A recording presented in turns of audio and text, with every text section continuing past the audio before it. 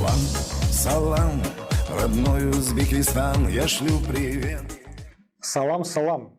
Сегодня видеоинструкция методичка по подаче заявления на получение нового, второго одновременно действующего или переоформления существующего заграничного паспорта в консульстве Российской Федерации в Ташкенте. Видео будет полезно лишь тем, кто находится в Узбекистане и хочет продлить или получить заграничный паспорт, не выезжая из республики в РФ.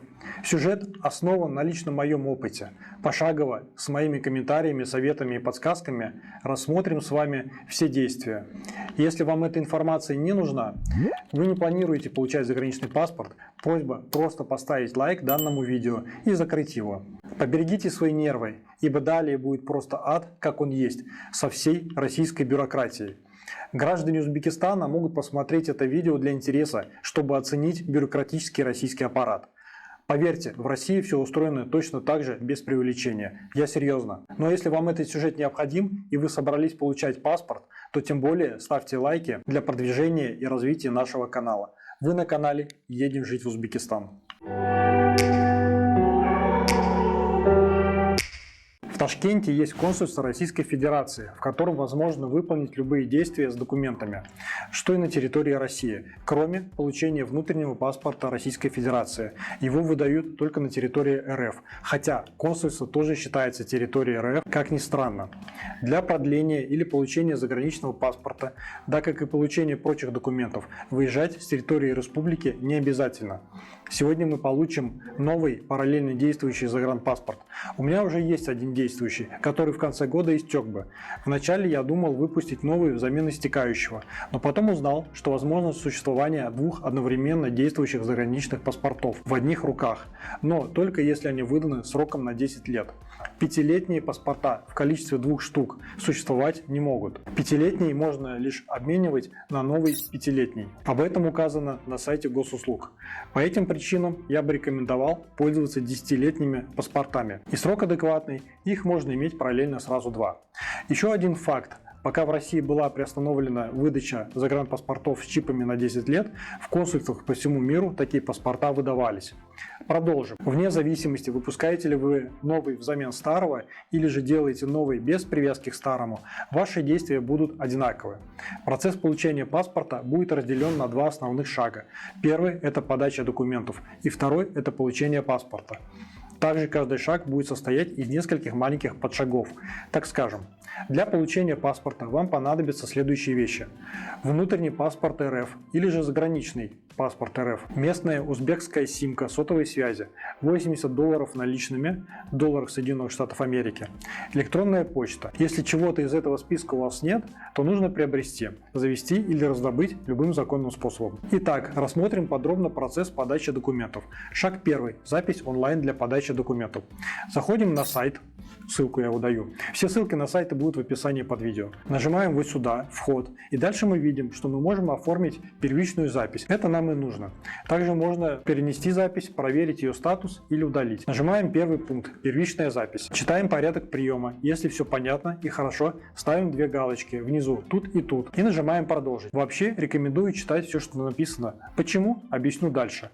Там есть хитрый подвох. Видим, кстати, перечень услуг, оказываемый консульством. Нас интересует паспорт. Жмем первую строчку «Подача заявления на оформление загранпаспорта». Выбираем требуемый вид паспорта – 5 или 10 лет и ваш возраст. В моем случае, да и в большинстве ваших, это будет первый пункт. Оформление заграничного паспорта нового образца на 10 лет совершеннолетним от 18 лет. Заполняем указанные красной звездочкой ячейки. Обратите внимание, что вы должны иметь электронную почту и местную симку мобильного оператора. Без заполнения этих данных дальше ничего не получится. Выбираем отметку о поле, обращение к вам уважаемый или уважаемая. Вот на этой странице читаем внимательно. Тут есть нюанс, пропустив который вы потеряете месяца 2-3 в лучшем случае, а то и полгода. Для продолжения процедуры записи на прием в консульский отдел вы должны подтвердить, что заполнили заявление на оформление паспорта нового поколения сроком действия 10 лет на интернет-портале zp-midpass.ru. а также распечатали QR-код, содержащий всю информацию из заявления. Данный QR-код необходимо будет передать оператору при посещении консульского отдела. К рассмотрению принимаются заявления, оформленные надлежащим образом. Если это не сделать, то прождав 3 месяца приема и при посещении консульства вас развернут и придется ждать еще 3 месяца, естественно заполнив данное заявление. Да, средний срок ожидания приема сейчас 2-3 месяца.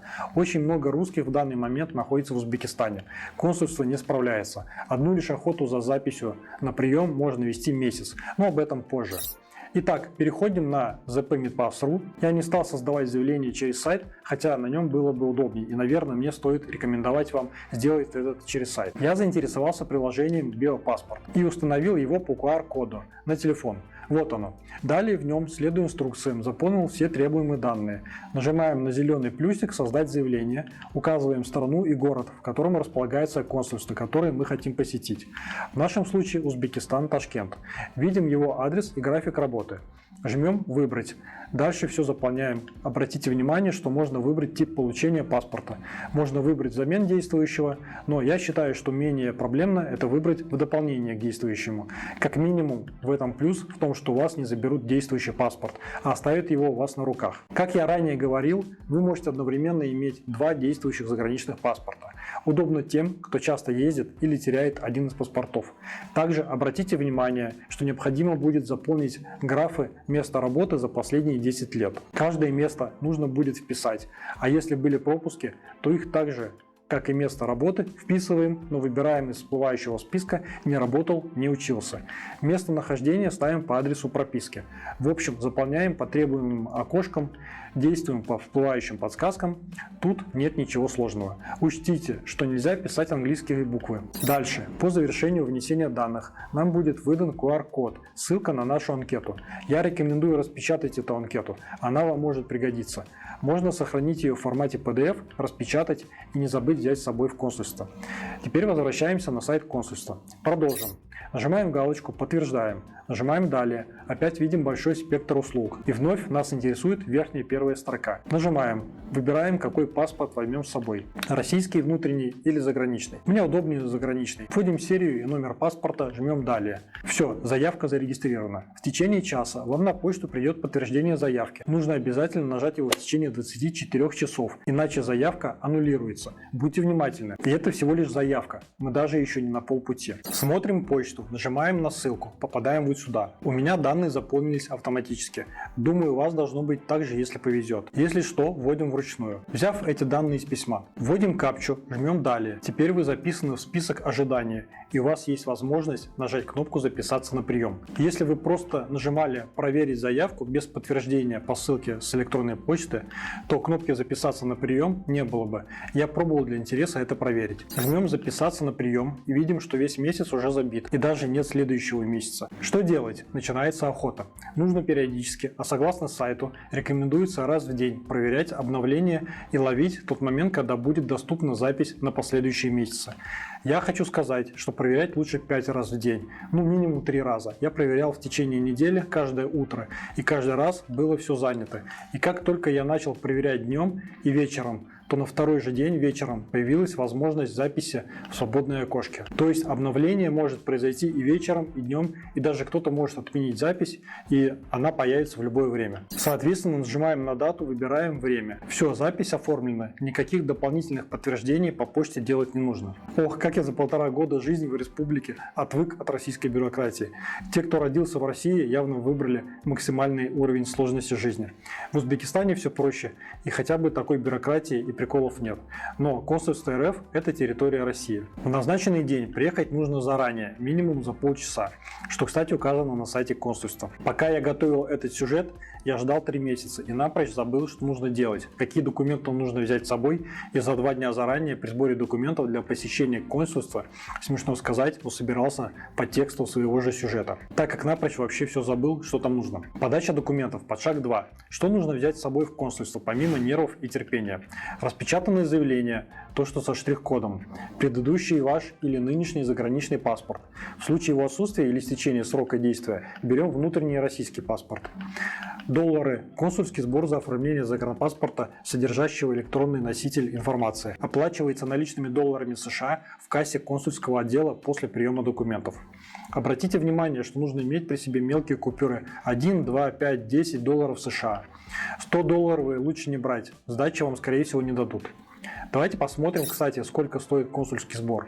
В моем случае это $80. Если я припрусь в праздничный или выходной день, то еще 10 сверху. Непонятно, конечно, как туда можно попасть в праздничный день, если запись происходит через портал. Может быть, это из-за разницы рабочих календарей РФ и РУС. Кстати, сравнение календарей мы проводили вот в этом сюжете. Рекомендую его посмотреть. Нажмите ссылку и поставьте сюжет в очередь воспроизведения, чтобы сэкономить $10, возможно переплата. Заявление об объявление паспорта недействительным заполняется только если имевшийся ранее у заявителя действующий заграничный паспорт был по какой-либо причине утрачен. Фотографии 3х4 с собой нести не нужно. В консульстве вас фотографируют. Эта услуга включена в консульский сбор. Тем более, что в Ташкенте очень мало мест, где вас нормально сфотографируют.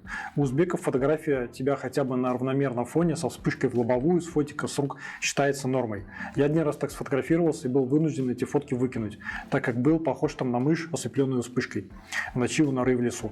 Думаю, нормальные фотоцентры где-то должны быть, но я пока видел только такие. В описании под видео даю ссылку на методичку подачи документов на загранпаспорт. Для детей плюсом следующие документы. Свидетельство о рождении и при необходимости удостоверение опекуна. Основной документ, удостоверяющий личность законного представителя ребенка. Заявление о направлении оформленного паспорта почтовой связью в случае, если заявитель желает получить паспорт почтовой связью. И квитанцию об оплате почтовой службе стоимости почтового отправления паспорта почтовой связью. О том, как получить паспорт по почте, чтобы посетить консульство лишь для подачи документов, подробно написана инструкция на портале. Оставляю ссылку на нее в описании под видео. Я решил не рисковать с почтой, а забрать лично. Обратите внимание, что срок изготовления загранпаспорта с момента выдачи документов минимум 3 месяца. Максимум не указан, что печально. За неделю до посещения вам на почту придет оповещение о том, что вы записаны в консульство. Тут ничего подтверждать не нужно. Просто оповещают, чтобы не забыли за 3 месяца ожидания. В назначенный день приезжаем чуть заранее. Как я уже говорил, где-то за 20-30 минут. Я приехал сильно заранее, чуть ли не за час, но меня приняли в порядке очереди. Российское консульство в Ташкенте одно и находится по адресу Нукус 83. Вход в консульство сзади со двора, вот здесь. Не понимаю, почему такой стрёмный вход. Все в колючей проволоке, как в тюрьме. Пока туда идешь, недоумеваешь с обстановки, которую на подходе создает само же консульство. Как будто консульство колонии, а не великой страны. Любят российские власти обматывать все колючкой. Не хватает лающих собак, овчарок и охранников на вышках. Не досмотрели. Прошу российские власти это исправить. И ночью прожекторы нужно еще поставить. Мне консульство представлялось как большое красивое здание с просторными холлами, новым ремонтом, с величественно развивающимся на ветру флагом России, приветливыми сотрудниками, от которых сразу становится на душе тепло, как дома. Справа это очередь из узбеков, получающих визу в Россию. Вход для россиян слева. Охранники, кстати, узбеки попросили у меня номер моей электронной записи, записали паспортные данные загранпаспорта и попросили оставить все металлические предметы в шкафчиках наподобие системы хранения при входах в магазин. Ключ от шкафчика забираете с собой. Телефон, естественно, также пришлось оставить в шкафчике. Поэтому записи изнутри у меня нет. Придется поверить на слово. Внутри здания советской застройки, напичканное старыми железными дверями, открывающимися только персоналом и бронированными стеклами. Все настолько старое и ушатанное, что слеза проступает. Очень тесно, мало места, окон практически нет, а те, что есть в решетках. Общение с персоналом через динамики и через тонированные стекла, в которые еле виден силуэт человека, а голос плохо разборчив и механизирован. Я уже отвык от такого сухого и безличного приема. В Узбекистане все открыто. Тебе все подскажут, улыбнутся, даже в госучреждениях тебе помогают и тебе рады. Чувствуется радость жизни. Можно даже пообщаться с сотрудниками в рамках наличия времени на отвлеченные темы. В консульстве же РФ прямо страна железных дверей, суровых лиц, которым до тебя нет дела. Ты как обуза, пришедшая к ним и отвлекающих по своим ненужным мелочам. Вам выдадут номерок, как в банке, в окно 7 или 8. Садитесь на металлическую скамейку и ожидайте своей очереди. Запись электронная, и очереди перед вами по сути быть не должно. Так как я пришел раньше, то передо мной было 2 человека. Конечно, плюс электронные записи в отсутствие очередей. Загорится ваш номер над окошком. Подходите, отдаете документы, отвечаете на уточняющие вопросы. Здесь же вас отфотографируют в фотобудке, проверят отпечатки пальцев. Распишитесь в древнем экране стилусом, прикрученным на веревке, чтобы его не уперли. Все же мечтают упереть стилус из консульства РФ в Ташкенте. Получите от оператора чек для оплаты в кассу и памятку, как записаться на получение паспорта. Касса находится здесь же. Платить нужно долларами и желательно взять без без сдачи, чтобы не было лишних проблем. Купюры должны быть не мятые, не грязные, без каких-либо отметок, иначе их не примут, так как проверяют вручную без детектора купюр. Само помещение и обстановка, конечно, как бы намекает тебе, что в случае возникновения проблемы с тобой проще тебя выкинуть с твоими проблемами. Мне помещение напомнило участковый отдел российской полиции, усиленный железными дверями и бронестеклами советских времен. Я знаю случай от одного из релокантов, который был вынужден идти в банк и менять 100-долларовую купюру на 100-долларовую, так как первую купюру забарковала кассирша в консульстве. В узбекском банке на него посмотрели как на дебила, но тем не менее помогли и бесплатно поменяли купюру. Благо в Узбекистане народ понятливый и доброжелательный. Кстати, у меня возник вопрос, а почему касса принимает в американских долларах? На территории Узбекистана валюта сум. Ну окей, консульство — это территория России, тогда в рублях должна быть оплата. И почему нет возможности платить карточкой одной из международных банковских систем? Ребята, кто из консульства, подскажите, почему так? Я не в упрек, просто хочу понять, чем не устраивают рубли. По результату оплаты вам дадут такую бумажку без печати, а лишь со штампиком. Все, можно уходить и мониторить готовность паспорта, чтобы записаться на повторный прием. Ссылку на сайт для мониторинга оставляю в описании. Отлично, с первой частью подачи документов разобрались. Идем дальше. Как только готовность на сайте достигнет 100%, можно записываться на прием для получения паспорта. Также можно мониторить в приложении на телефоне биопаспорт, который мы ставили ранее. Но у меня в нем ничего мониторить не получилось. Может быть, у вас получится. Я следил неделю каждый день, и все это время выскакивали ошибки. То ничего нет, то не находил этот номер. Но в один прекрасный день, накануне великого праздника Хаита, на этом замечательном сайте, дай бог здоровья его программистам, я увидел вот такой красивый бублик. После чего 4 месяца этот бублик висел на отметке 80%. Обратите внимание, что здесь есть возможность настройки автоматического уведомления на вашу почту о готовности паспорта, что в данном случае совсем не лишнее. Кстати, я еще заметил, пока первый раз сидел на железной скамейке в консульстве, у них есть страница в Фейсбуке и канал в Телеграме. Ссылки оставляю в описании под видео. Но если вы вдруг подумаете, что на указанных ресурсах ведутся консультации по вашим вопросам, юридическая помощь россиянам, то спешу вас разочаровать. Это просто развлекательно-новостные паблики. В один прекрасный день приходит на почту письмо. Вот оно. Мне оно пришло через 4 месяца, уже накануне моего дня рождения в июне. Что паспорт готов, его можно забирать. Но вначале нужно записаться, чтобы его забрать. Заходим на сайт, смотрим, бублик 100%. Отлично. Нажимаем вот сюда, записаться в очередь. Далее первичная запись. Тут ставим ознакомлен, согласен, продолжить. И обратите внимание на вот этот пункт, в котором сказано, что если до вас не дозвониться, то вашу запись отменят. Я вообще офигел от такого варианта. Рекомендую внимательно читать вообще все, что написано на этом сайте. Я не перестаю поражаться российской бюрократии. Кстати, мне никто не звонил. Пойди догадайся, не дозвонились или же звонили, или не звонили вообще. Отменили или нет. Ладно, потом по ходу сюрприз будет. Далее, тут естественно выбираем выдача готового загранпаспорта, что логично. Тут выбираем ваш вариант. У меня это самый верхний. Далее заполняем вот эти окошки. Вот тут зачем-то опять все подтверждаем. Зачем-то указываем номер своего паспорта в очередной раз. Я не могу это уже терпеть. Зачем это? Что за бюрократия? Паспорт же готов. Почему я его не могу просто прийти в консульство и забрать? Причем ранее они были готовы его вообще отправить мне по почте. Далее у меня происходит непонятное. Меня кидает вновь на страницу с капчей. Ввожу заново. Снова выбираем выдачу готового паспорта. Опять подтверждаем. Опять номер загранпаспорта. Да чтоб их всех. Я лучше тут останусь жить и получу местный паспорт. Короче, я прогнал 5 раз подряд, вводит по кругу. Вероятнее всего сайт глючит. Пробуем на следующий день. Действительно, на следующий день все получилось.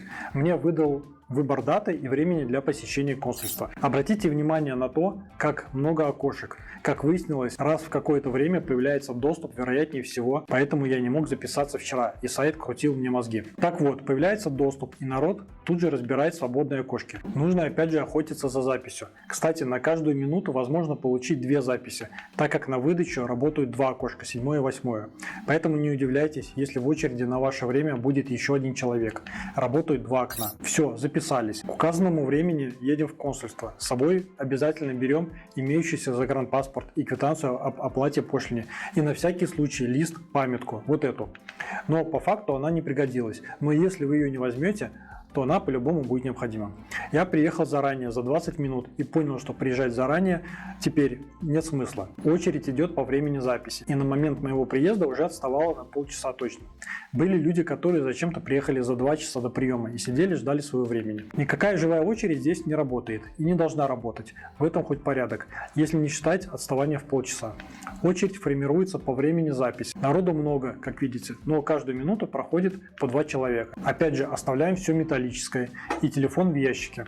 Нас проверяют металлодетектором и по очереди, сформированной по порядку времени записи, проходим вовнутрь. Получаем талончик и ждем. Передо мной было 7 человек, и ждал я минут 10 примерно. Отсюда и понятно отставание в очереди. Сотрудники консульства не успевают принять 2 человека в минуту, пусть даже и при 2 работающих окнах. Я не удивлен, это норма для России, я от этого уже отвык. У нас был случай недавно. Иру бесплатно принял стоматолог в платной клинике, сказав: ну вы же гости, у нас платить не нужно. От российских приколов я уже отвык. Во всем этом процессе, растянутом практически на полгода, я думал о такой вещи. А что будет, если за этот период у меня кончится действие загранпаспорта, если я поздно очухался о его замене? И в очереди я встретил женщину, у которой такая ситуация случилась. Знаете, что в некоторые страны не пускают, если с даты выезда из их страны у вас остается менее месяца до истечения срока действия загранпаспорта. Наверное, это очень принципиально и важно, думал я. Да вообще нет. При выдаче нового паспорта в консульстве ей просто поставили штамп «аннулировано», предыдущий истекший, аж на 3 месяца, и обрезали ножницами одну страницу. Вот и все. Ни штрафов, ни депортации, ничего вообще.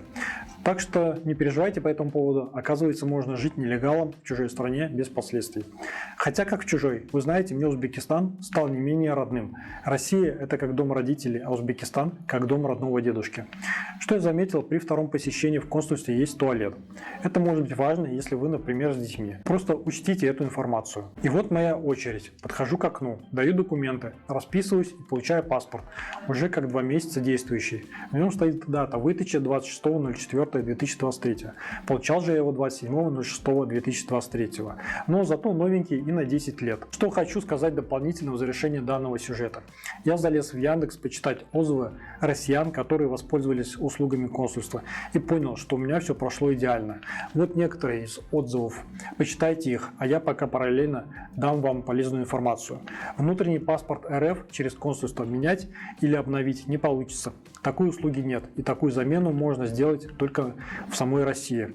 Если же у вас истек срок действия внутреннего паспорта РФ, не переживайте. По возвращении в РФ, если вы туда еще захотите, конечно, вернуться, сможете его сделать, оплатив штраф в размере 1000 рублей. Я надеюсь, эта инструкция была вам полезна. Не забудьте подписаться на наш канал, а подписка и лайк – это лучшая ваша похвала и благодарность за проделанную нами работу. Если у вас остались вопросы и вы хотите пообщаться со мной лично в Телеграме, то вот ссылка на него в левом верхнем углу. Да, он платный, но стоит очень дешево, не дороже одной чашки кофе в месяц. Заходите, пообщаемся. Тем более, что доход с чата мы тратим на корм наших котов. Кстати, как бонус участникам чата они могут видеть новые сюжеты сильно заранее до даты их выпуска на YouTube. Один этот факт уже окупает подписку. Если есть возможность и желание поддержать финансово любой суммой, которой вам будет не жалко, то реквизиты как российских, так и узбекских карт есть как в описании по самим видео, так и на финишной заставке, которая появится в конце сюжета. Также у нас с недавнего времени снова появился Boosty. Кому интересно, присоединяйтесь к нам на Boosty. И всем до встречи в следующем сюжете. Пока!